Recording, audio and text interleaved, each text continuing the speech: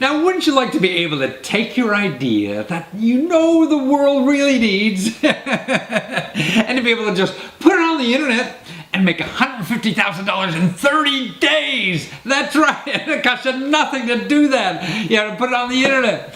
Well, this is what happens, and this is what happens to people, now in this country. These are the kind of tools that are out there for people to do this. And we're going to talk to a person now, Bob Martin, who did that out in Chicago, and he had a great little idea. He's been working on it, and see, it takes effort. And that's the key. It's not going to take a bunch of millions of dollars to do stuff, but it does take effort and thought. And there's programs and help and things like that that's out there available for you, to help you with that effort and thought, to develop these kinds of ideas to do it. It doesn't take magic. It just takes perseverance. You know that. We all know that. And now there's places on the web that you could go out and fail and try this kind of stuff. So listen to Bob's story. He's a great guy, he's doing it, and then he's going to go on. I mean, he wasn't a big guy, with all kinds of money and all kinds of distribution already. No, he just had ideas and wanted to get them out there. Now, we all have ideas, so learn from Bob how you get them out there. Well, Bob Martin, with linktech.com. Man, I never know there was such fine craftsmanship in the stylus for iPads. So you got this, this stylus now. You have it on Kickstarter for like, gosh, you get one for under $50 or whatever at a deal too. That is so fine that you could really do some fine art on an iPad now. How'd you get into this stuff? Well, thanks, Matthew. We got started a couple of years ago in the stylus business. I personally have always been kind of an early adopter of technology. Are you an artist too, or not? No, I'm not an artist. I have a daughter that's a rather good artist, but myself, I'm not. I really got into it because of the idea of being able to take notes and being able to take notes on an iPad and not carry stacks and stacks of notebooks all around with you all the time. And the styluses I tried a few years ago when iPad apps were first coming out just really didn't cut it. So we got together a few people and we decided to start a company that would make a better stylus. And how about your fingers? Did that work at all? I mean, yeah, the finger doesn't cut it for writing. For navigating and playing games, it's pretty good. But for writing, it just wasn't cutting it. Yeah. So we did put out some products we called our True Glide conductive fiber stylus, and we were able to make the tip size smaller in that than most of the devices on the market.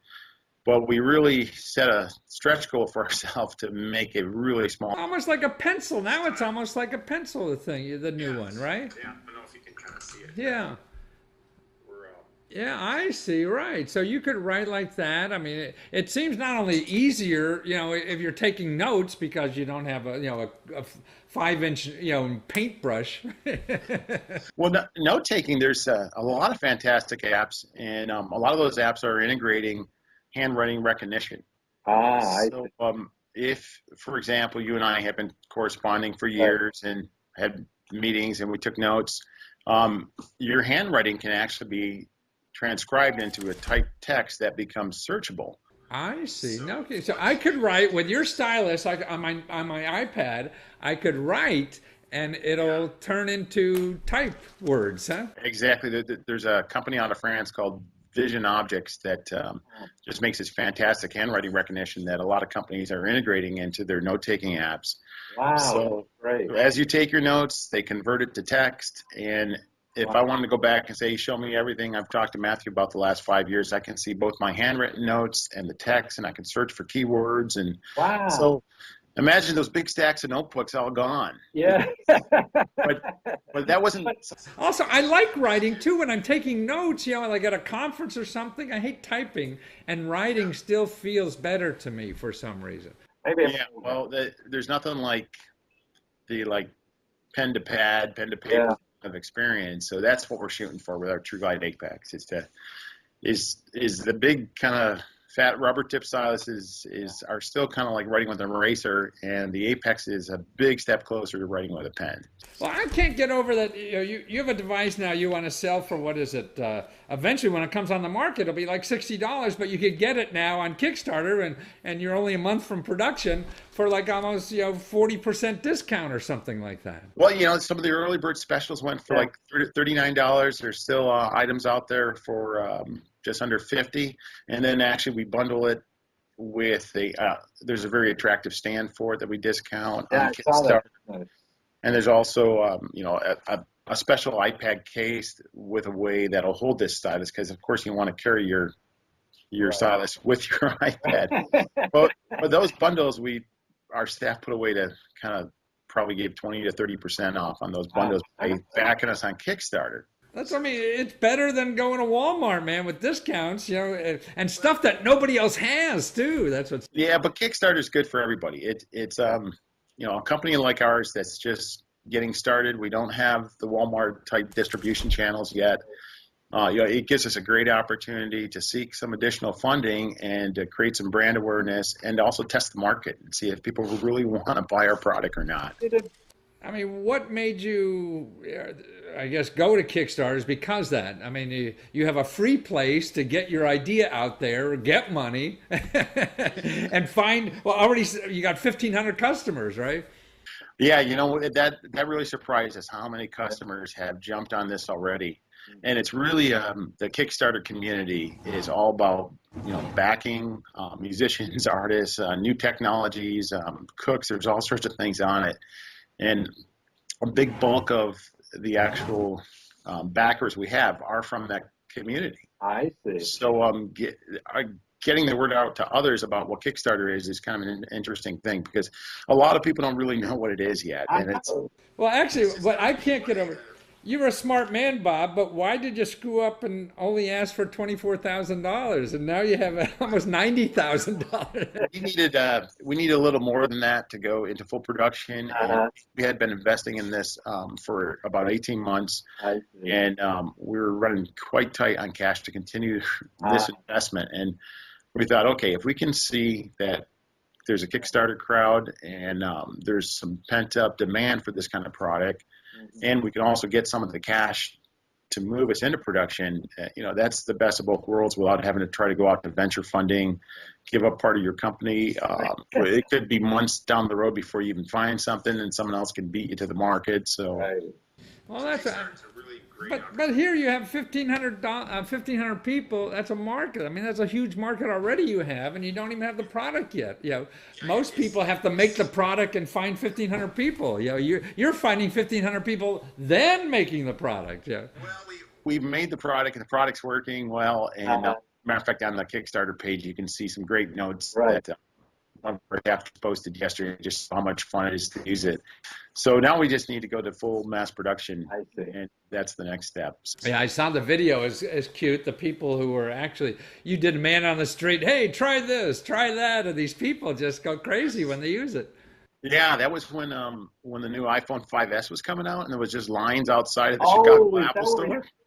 And we just walked up to the lines because we were in Chicago shooting our video anyways, and said, let's see what people think. And those are all just real reactions of people just grabbing it and saying, wow, this really works. It's funny when you say about iPhone now, when you and I are talking, we're talking about Obamacare, people have to wait and get on the website, and hear people wait in line for a phone for days. It's funny. Yeah. Well, you got a great product there, Bob, and I guess you're also involved with an incubator program that a lot of people don't know about either, that may be in more cities than Chicago, where like for $200-300 a month you have this place where you could work and be involved with 300 other people that are starting businesses and getting all kind of assistance. There's a number of incubators in various cities. Chicago has one called 1871, and it's in the Merchandise Mart, which is a really large building in downtown Chicago. And it's a community of software developers, technology developers. It's partly funded by some different groups in the city, and altogether there's about 500 companies that are involved in that community. Wow. So it's kind of a big open space, not unlike a college library with conference rooms you can reserve, desk space, things like that. So it's just great, and we've been able to start working with a number of software developers through that community for one of our next products we're going to have. Wonderful. That's why America needs people like you creating more ideas with better products to create new jobs. Well, you just got to get out there and try. Absolutely. And that's why even crowdfunding is a way to fail, because it doesn't cost you much, right? Well, you don't have to take the big step and fail. You know, we don't have, like I said, the big Walmart and Best Buy type retail stores, at least not yet. And it's a great way to get it out there and get some recognition. And you haven't taken the leap of trying to build tens of thousands of a product and see if you can sell them or not. So no, it's a safe way to see if there's a market. And if it fails, you just go on to something else. That's what life is. So now here, what you do now is you go to linktech.com and find the new stylus on Kickstarter through that link. Or you have older styluses that are not as fine point, but are cool things. Actually, accessories for iPads, right? Yeah, we're in the accessories for iPads is how we started, and we're going to keep growing in with some other electronics accessories in 2014. Okay, well, let's get people linktech.com now before Christmas too. Thank you, Bob. Bye-bye. Now, not only did he get him out there, but he got $150,000. Wow, that's more than we even talked about. You know, I just checked it after the interview we did, and that's like almost 1,000%, I think, over what he was hoping for. He was just hoping for like $25,000. That's all he really needed to get that project down the line.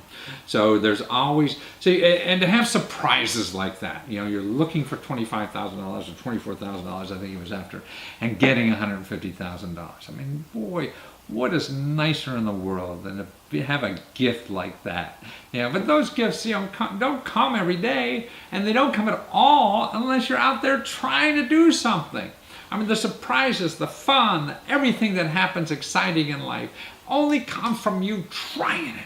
And not having that big explosion every day, but having little successes so you get to that big explosion. So get out there and keep having those, single hitter base hits, so you can get those home runs once in a while.